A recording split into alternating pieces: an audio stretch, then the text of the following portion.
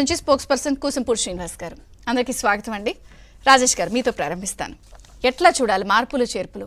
11 మంది మార్చినందుకే ఆల్మోస్ట్ ఇల్లు కూలిపోయినంత పరిస్థితి అయింది. ఇప్పుడు ఒక 50 మంది జాబితాకి రెడీ అయినా కూడా విడుదలకైతే జంకుతున్నారు. ఏం జరుగుతుంది అని ఎట్లా ఉండొచ్చు ఇక్కడి నుంచి పరిణామాలు? ముందుగా ప్యానెల్లో ఉన్న మిత్రులు అలాగే ఏబిఎన్ వీక్షకులందరికీ కూడా శుభోదయం. మీరు ప్రస్తావించిన ఈ అంశం వచ్చేటప్పటికి మనం మాట్లాడుకుంటుంది రాజకీయ నాయకుల గురించి. రాజకీయ నాయకులకి ప్రధానంగా చాలామంది, అంటే అందరికందరు రాజకీయ నాయకులని మనం అదే కోవను కట్టేయలేం, కానీ ప్రధానంగా చాలామంది రాజకీయ నాయకులకి అధికారం, ఆర్థిక ప్రయోజనాలు పరమావధిగా మారిపోయింది. ఇవాళ పరిస్థితులు ఎట్లా ఉన్నాయంటే, చెరువు నిండా నీళ్లుంటే కప్పలు బెకబెకలాడతాయి, చెరువు ఎండిపోతుంది అంటే కప్పలు వేడి దారే చూసుకోవడానికి సిద్ధపడతాయి. ఇవాళ ఎమోషన్స్, సెంటిమెంట్లు వీటికి ఏం తావు లేదు రాజకీయాల్లో. ఎందుకనంటే జగన్మోహన్ రెడ్డి గారే రుజువు చేశారు. అసెంబ్లీలో అధ్యక్ష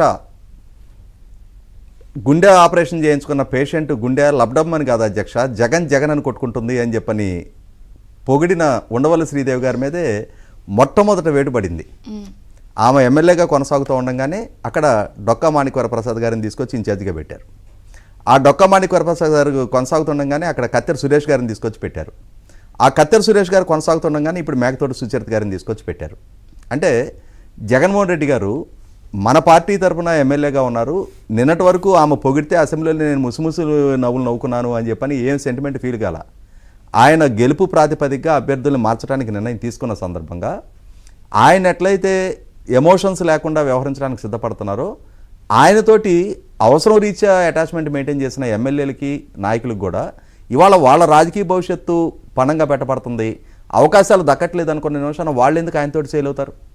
ఎక్కడ అవకాశం ఉంటుంది అనుకుంటే అక్కడికి వెళ్ళిపోవడానికి వాళ్ళు సిద్ధపడతారు. ఇవాళ జగన్మోహన్ రెడ్డి గారు వాళ్ళ రాజకీయ భవిష్యత్తుని అగమ్యగోచరంగా మారుస్తున్నారు. ఇవాళ వైఫల్యానికి వాళ్ళని బాధ్యులు చేస్తున్నారు. ప్రజా వ్యతిరేకత మూడగట్టుకోవడానికి ఎమ్మెల్యేలు మాత్రమే బాధ్యులు అని చెప్పని ఆయన ఫీల్ అవుతున్నారు. వాళ్ళ మీద బలవంతాన అభిప్రాయం రుద్దుతున్నారు. ప్రజల్లో వాళ్ళని పలచం చేస్తున్నారు. ఇటువంటి నేపథ్యంలో ఖచ్చితంగా వాళ్ళ రాజకీయ భవిష్యత్తు కూడా వాళ్ళకి ముఖ్యం కదా. ఇటువంటి నేపథ్యంలోనే మీరు ప్రస్తావించినట్టుగానే షర్మిల గారి వైపు ప్రయాణం చేయడానికి ఒక్క సెకండ్ కూడా హెసిటేట్ చేయరు. ఎందుకంటే వీళ్ళందరూ ఒకరోజు కాంగ్రెస్ పార్టీ 2014లో రాష్ట్ర విభజన నేపథ్యంలో కాంగ్రెస్ మళ్ళీ గెలిచే అవకాశం లేదని నిర్ణయానికి వచ్చిన తర్వాత అందరూ వైసీపీలోకి ఫిరాయించిన వాళ్ళే కదా. 2014లో ప్రభుత్వం చిట్ట చివరి రోజు దాకా పదవులను అనుభవించిన చాలామంది వాళ్ళ కాంగ్రెస్ పార్టీతో ఏ ఎమోషనల్ అటాచ్మెంట్ మెయింటైన్ చేసుకున్నారు. మన రాజకీయంగా మనకి స్థాయి కల్పించింది కాంగ్రెస్ పార్టీ అని చెప్పని కాంగ్రెస్ తో మిగిలిన కొద్దిమంది ఆ రోజు లాయల్టీ చూపిన వాళ్ళు ఇవాళ జగన్మోహన్ రెడ్డి గారి పట్ల లాయల్టీ ఎందుకు చూపిస్తారు? ఆయన శ్రేణుల పట్ల ఆయన లాయల్టీ చూపినప్పుడు శ్రేణులు మాత్రం ఆయన పట్ల ఎందుకు లాయల్టీ చూపిస్తారు? నిన్నటి వరకు విధాన నిర్ణయాలు తీసుకుంది ఆయన, యంత్రాంగం ఆయన చేతిలో ఉంది, వనరులు ఆయన చేతిలో